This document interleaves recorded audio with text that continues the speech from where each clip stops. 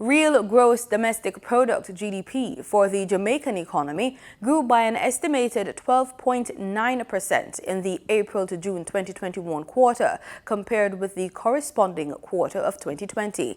That's the word from the Planning Institute of Jamaica.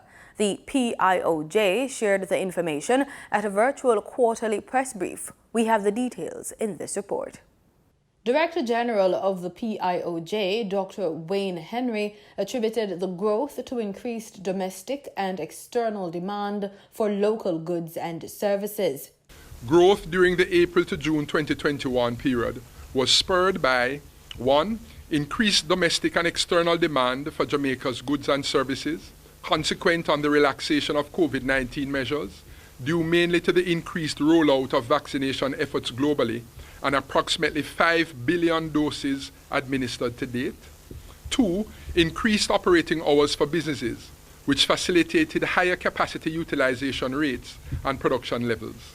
3. An increase in the implementation of residential and commercial building projects and road construction works. 4. Improved weather conditions, which facilitated growth in the agriculture and electricity and water supply industries.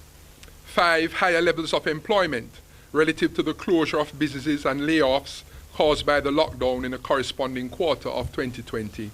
And 6. Higher levels of business confidence associated with the prospects for strengthened economic outturn in the short to medium term. He says real sector growth in the goods-producing industry expanded by 7.8%, with growth in agriculture, manufacturing and construction, except for mining and quarrying, which was negatively impacted by technical issues which affected alumina production, as well as shipping scheduling issues and lower demand, which impacted crude bauxite production.